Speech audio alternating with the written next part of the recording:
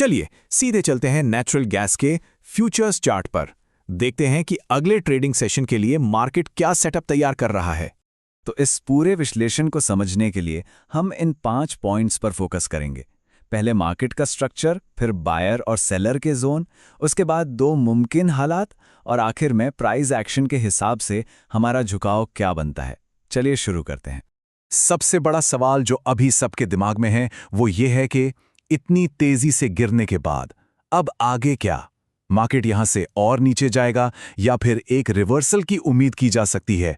इसी सवाल का जवाब हम ढूंढने निकले हैं। ठीक है, तो सबसे पहले मार्केट के करंट स्ट्रक्चर को समझते हैं, क्योंकि जाहिर है कोई भी प्लान बनाने से पहले यह जानना जरूरी है कि मार्केट अभी कर क्या रहा है। चार्ट पर सबसे पहले जो चीज नजर आती है वो है ये एकदम शार्प फॉल। पूरे विश्लेषण का स्टार्टिंग पॉइंट यही है। इससे एक बात तो साफ है कि पिछले कुछ टाइम से सेलर्स मार्केट पर हावी रहे हैं। अब इस तेजी से गिरने के बाद मार्केट ने एक ब्रेक लिया है। इसे कहते हैं कंसोलिडेशन। मतलब प्राइस अब न ऊपर जा रहा है न नीचे, बस एक छोटे से दायरे में घूम रहा है। ऐसा लग रहा है जैसे मार्केट थोड़ा सांस ले रहा है। तो ये जो साइडवेज मूवमेंट है, ये उस बड़े फॉल का डायरेक्ट रिजल्ट है। इसको ऐसे समझिए कि एक तरफ बायर्स हैं जो प्राइस को ऊपर खींच रहे हैं और दूसरी तरफ सेलर्स हैं जो नीचे। दोनों में एक जंग चल रही है और मार्केट अभी बीच में अटका हुआ है, एकदम अनडिसाइडेड। चलिए, अब जब मार्केट एक रेंज में है तो उन इंपॉर्टेंट लेवल्स को पहचानते हैं जहां से एक्शन शुरू हो सकता है। सबसे पहले देखते हैं बायर जोन को, मतलब वो इलाका जहां खरीदार एक्टिव हो सकते हैं। तो सवाल ये उठता है कि पोटेंशियल सपोर्ट कहां है? आखिर वो कौन सा लेवल है जहां से प्राइस को एक सहारा मिलने की उम्मीद है? चार्ट पर देखते हैं।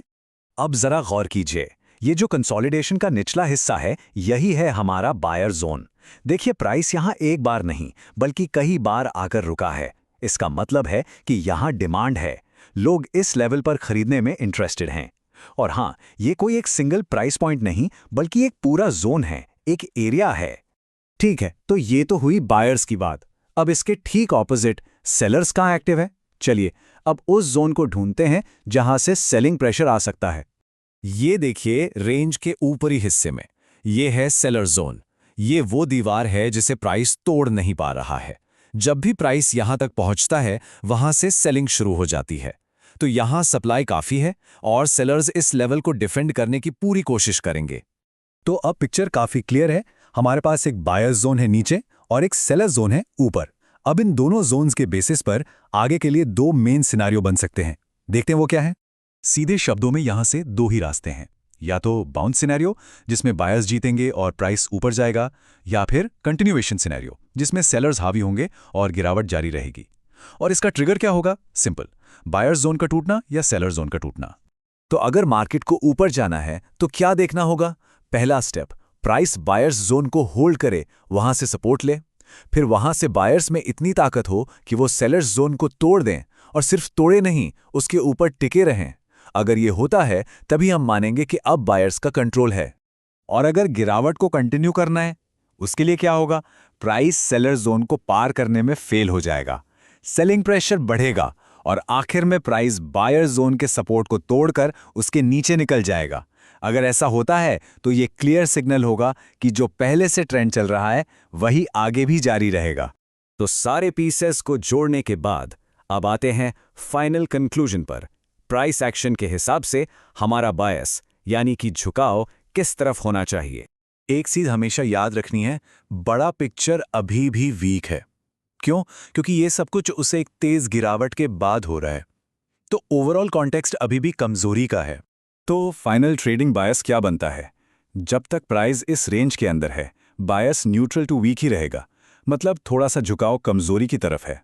पाथ ऑफ लीस्ट रेजिस्टेंस यानी सबसे आसान रास्ता नीचे की तरफ ही दिख रहा है ट्रेंड के साथ।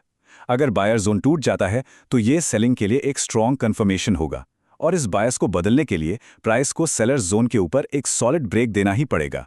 और आखिर में सबसे जरूरी बात, ये एक सिंपल सा रूल है लेकिन बहुत पावरफुल है।